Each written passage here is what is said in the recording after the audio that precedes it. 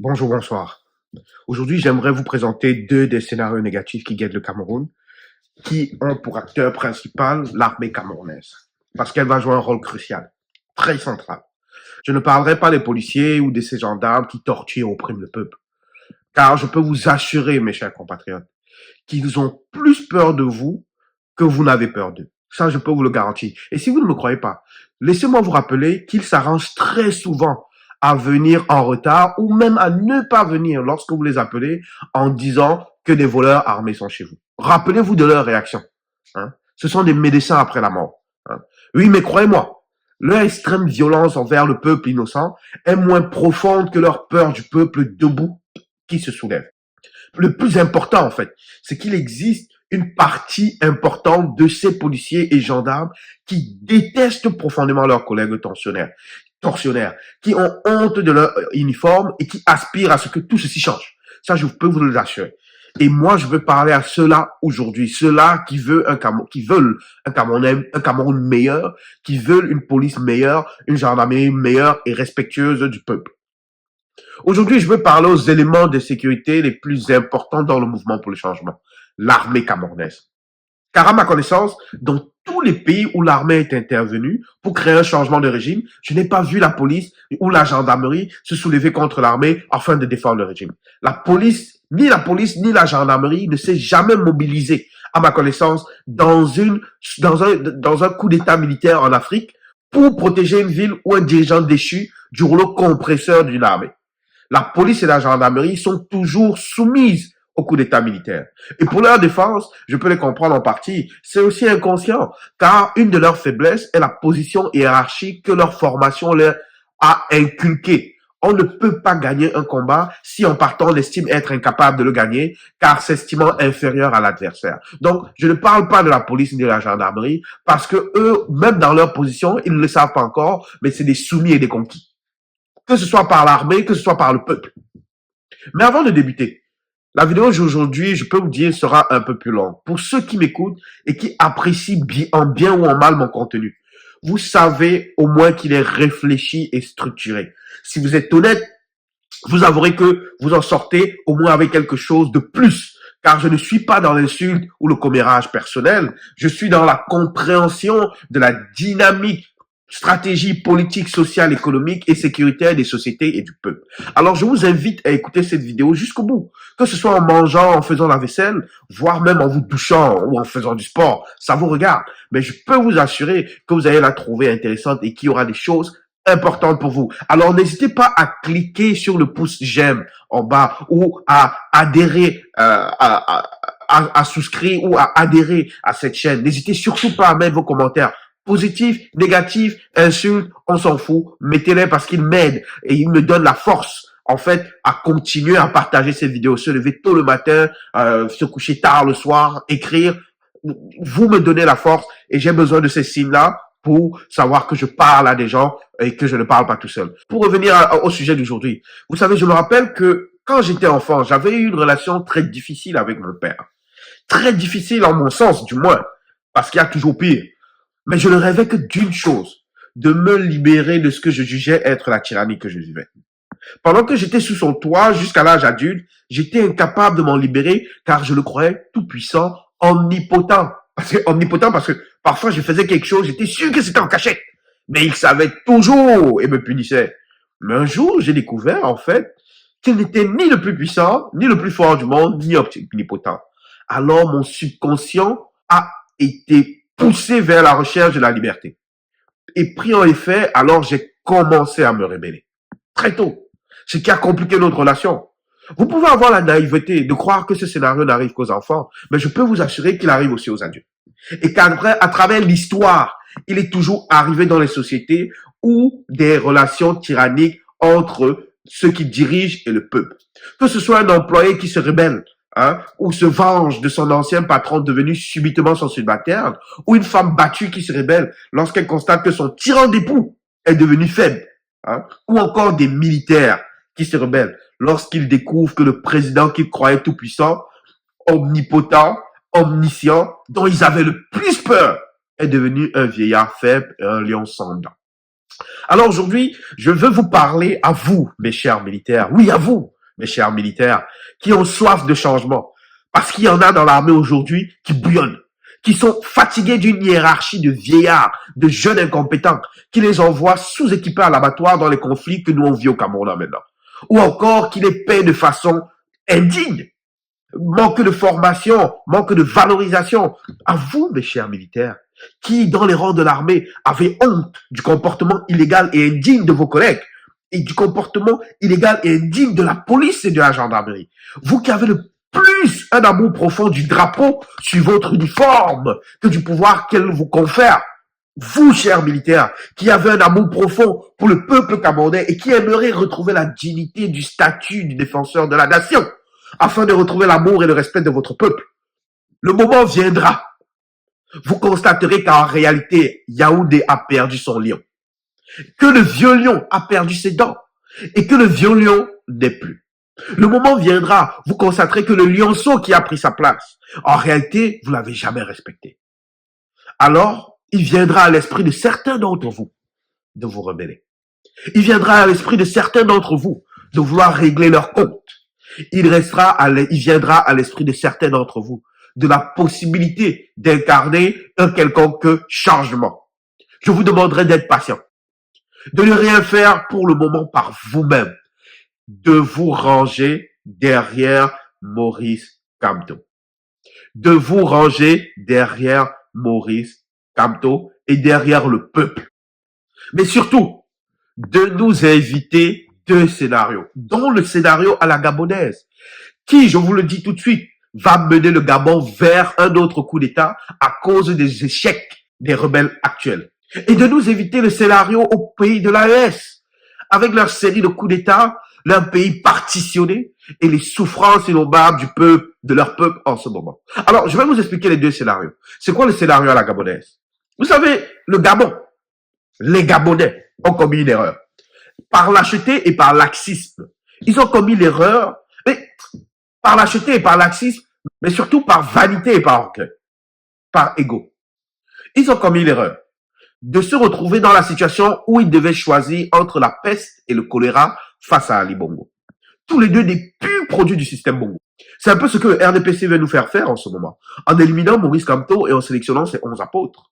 Et puis, surtout, il veut que ces 11 apôtres se réunissent en un candidat ou deux maximum. Parce qu'ils veulent nous forcer à nous retrouver dans une situation où on va devoir choisir entre la peste et le choléra. Au Gabon, le système Bongo a corrompu et cristallisé l'objectif du peuple gabonais. Non pas sur le changement de leadership, non pas sur le changement du système qui les appauvrit, mais sur un changement de leadership. C'est pour ça que je vous dis de ne pas, je vous disais ici il y a plusieurs semaines, de ne pas focuser sur Paul Biya. C'est pour ça que je ne parle que du système RDPC. Donc, ce qu'ils ont fait, ils ont focalisé et cristallisé l'attention des Gabonais, le désir des Gabonais au changement, ils l'ont lié au départ d'Ali Bongo, au lieu de penser plutôt au départ du système Bongo, qui lui, en fait, les a appauvris. C'est le système Bongo qui les a mis dans cette situation. Mais eux, ils ont été trop focusés sur le départ d'Ali Bongo parce que pour eux, Ali Bongo représentait le système Bongo. Erreur! Erreur! Et là-bas aussi, je vous préviens, les Gabonais disaient tout sauf un Bongo. C'était le terme communément utilisé. Tout sauf un Bongo. Même le démon, sauf un Bongo. Ça vous rappelle rien ce qui se dit au Cameroun en ce moment? Alors le coup d'État est arrivé. Et évidemment, le Bongo est parti. Du moins, c'est ce qu'on pensait. Et la foule s'est mise en liesse. Les gens sont rentrés dans les rues, célébrer. On est libre finalement. Bongo est parti. Les rues se sont remplies d'une partie du peuple, célébrant ce départ d'Ali Bongo. Et surtout, l'arrivée d'un Oligui Nguema par son coup d'État. Ils ont célébré son pseudo-courage. Quand oui, oh, vraiment, il nous a libérés.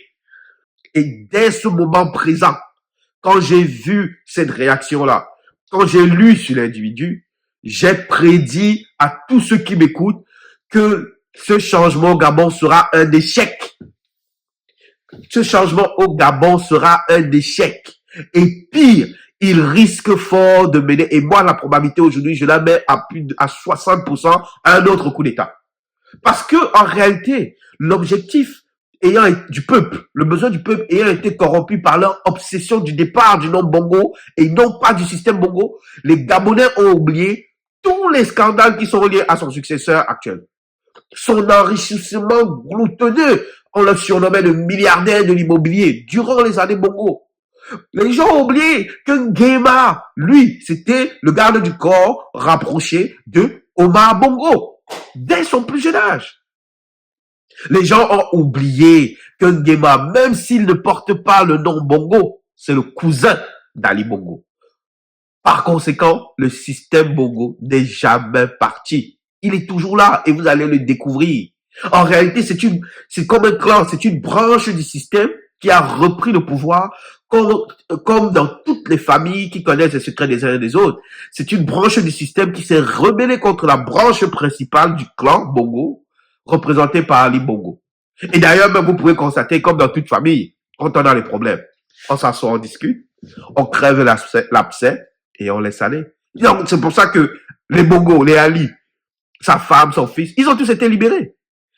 Leurs plus proches collaborateurs de sang, je dis bien, les membres de la famille Bongo, les principaux, les plus grosses têtes ont tous été libérés.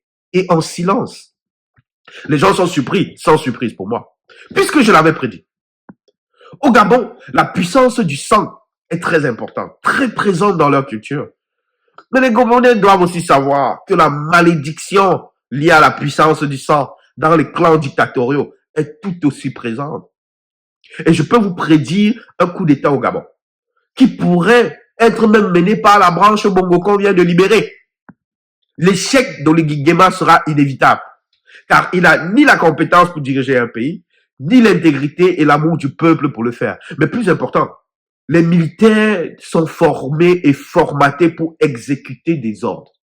Ils ne sont pas faits pour diriger des civils avec leurs nuances. Ils ne sont pas faits pour diriger un peuple avec ses nuances comportementaux et ses refus d'obtempérer. Ils ne sont pas équipés pour diriger un peuple à part sous la forme d'une dictature qui mènera tôt ou tard à leur perte. Sauf exception. Très rare. D'ailleurs, au Gabon, les fissures ont commencé déjà à être visibles.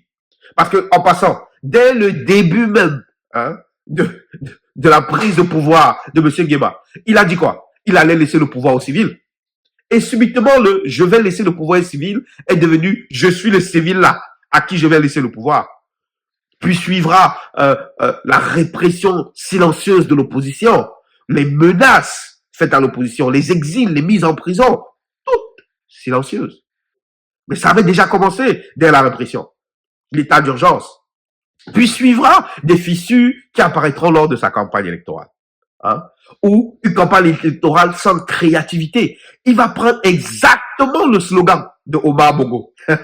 Ingénieur, même pas une lettre qui manque. Il va prendre exactement le slogan d'Omar Bongo pour sa campagne électorale.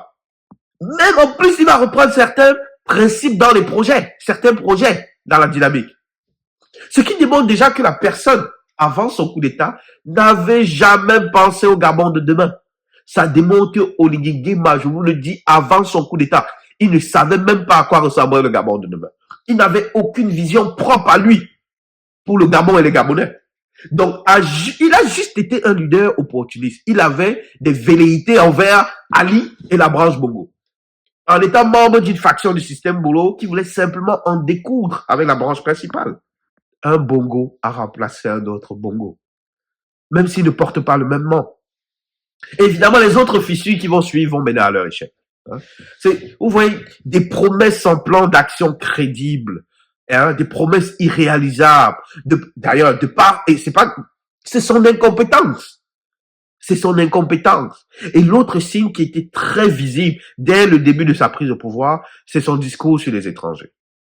Je me rappelle cette scène où il a offert des taxis aux jeunes Gabonais qui ont célébré. Les gens ont célébré. Mais j'ai répondu à une connaissance gabonaise, j'ai vu cela avec une énorme tristesse. Un pays comme le Gabon qui aurait pu être le Qatar ou l'Arabie Saoudite de l'Afrique. Alors, je me suis rendu compte que le peuple gabonais n'est pas différent du peuple camerounais. Formaté pour aspirer à peu, à moins, mentalement détruit, pour ne se contenter que du moins pire et de ne jamais vouloir le meilleur. Mais c'est surtout de la faute du peuple gabonais. Nous sommes en 2025. Et c'est surtout de la faute du peuple camerounais. Nous sommes en 2025. Vous voyez sur Internet, vous avez accès au monde. Donc vous savez qu'on peut aspirer à mieux, on peut mériter mieux. Mais vous choisissez de rester dans cette passivité-là. Mais est-ce que vous imaginez l'Arabie Saoudite ou le Qatar? Venez dire qu'être chauffeur de taxi pour les Saoudiens et les Qataris, c'est un travail d'avenir pour leur jeunesse? Est-ce que vous imaginez, même dans votre tête, est-ce que vous imaginez ça? Même en France, là, hein, est-ce que vous imaginez les Français dire, ou aux États-Unis, que vraiment le travail de chauffeur de taxi, c'est l'avenir? Ça correspond à notre président incompétent qui nous expliquait que les conducteurs de moto, c'est le travail de la jeunesse. Croyez-vous un seul instant qu'un pays aussi riche que le Qatar et l'Arabie Saoudite viendrait expliquer à ces jeunes qui souffrent parce que les étrangers ont pris le monopole du métier de taximan au point d'offrir aux jeunes Gabonais des taxis? La réponse est non. Dans ces pays-là, les métiers comme taximan ou des métiers informels sont majoritairement effectués par les étrangers. C'est un signe de développement. Car les gouvernements de ces pays ont offert à leur peuple des conditions privilégiées qui n'existent que dans les rêves des Européens et dans l'inimaginable des États-Unis. Ces pays-là ont mis leur peuple, comme on dit, bien. Mais une bonne partie des Gabonais ont célébré ce don de taxi. Comme si leur jeunesse ne mérite que ça et ne peut aspirer à mieux. Aujourd'hui, c'est les affaires de marché. Oh oui, vraiment, les Béninois sont dans nos marchés, les Gabonais vendent nos beignets, ils vendent de la bière, on ne veut plus. C'est nous les Gabonais qui vous disons, vous êtes 2 millions à peine. Vous avez un sous-sol riche, mais vous vous demandez pas où va l'argent. Ce que vous voulez, c'est laver le sol. Voilà votre ambition. L'ambition de votre dirigeant. L'autre fissure qui s'annonce et qui est généralement le signe d'un futur échec d'un gouvernement, c'est les discours tribalistes et xénophobes. Ce que j'ai compris de l'histoire, hein, c'est que lorsque les dirigeants commencent à accuser l'étranger et dire que tous les malheurs du peuple sont dus aux étrangers, aux illégaux, c'est le signe de la descente aux enfers de leur pays. C'est le signe de la décrépitude économique de leur pays et de l'abandon de leur peuple par leurs dirigeants. Parce que lorsque tout va bien, économiquement dans un pays, et que vous avez des dirigeants qui travaillent pour leur peuple, ce sujet n'existe pas dans la politique. En fait, ce sont les postes hautement rémunérés, hein, qui sont principalement dédiés aux nationaux. Les étrangers se battent avec ce qu'ils peuvent, hein, parce que les nationaux, en réalité, ces sujets n'existent pas dans la politique, dans des pays sérieux qui prennent soin de leur peuple, parce que les nationaux ont le ventre plein. Ils savent que tout ce qui est informel, tout ce qui est métier manuel va aller aux étrangers. Parce que leur système leur permet de passer à autre chose. D'ailleurs, un autre truc, là, au Gabon, l'annulation des bourses d'études, c'est un autre signe. Vers les pays occidentaux, comme l'Europe, le Canada, je l'ai vu passer, comme quoi, voilà, les gens peuvent aussi aller étudier dans d'autres pays africains, mais les Gabonais peuvent aussi aller étudier dans d'autres pays africains, mais pas les Gabonais de l'élite, pas les Gabonais du système. Et ils iront toujours aux États-Unis puisqu'ils ont l'argent pour le faire. Et quand viendra le temps de désigner les patrons de société, les ministres et autres, on prendra ces enfants du système Bongo. Pas le Gabonais lambda. On vous crache ici au visage pour vous dire que vous êtes moins important. Et ça, c'est un autre signe de la descente aux enfers du Gabon. Pensez-y. Pourquoi enlever cet outil qui permettait aux gens de classe moyenne et inférieure de pouvoir donner une chance à leurs enfants brillants de réussir pour améliorer non seulement la vie de leur famille, mais être bénéfique au pays? Pourquoi enlever ça? Et c'est parce qu'un gouvernement incompétent à tendance dictatorielle a simplement une vision budgétaire des choses. Ils n'ont pas la capacité de comprendre les bienfaits socio-économiques de ces bourses d'études et ne l'ont vu que comme des dépenses. Et ces coupes n'est que le début d'autres restrictions budgétaires, je peux vous l'assurer. Au Gabon, il va avoir d'autres coupes budgétaires. Je peux vous prédire que les Gabonais, vous allez l'avoir difficile. Et ils vont vous justifier ça par plein de choses, hein. L'inflation, le coût du pétrole. Mais parlons même de pétrole. Je vais me permettre de vous donner un conseil, mes frères gabonais, mes frères et sœurs gabonais. Ne crachez pas sur la mule qui pourrait vous porter à l'avenir lorsque vous serez en train de traverser un désert.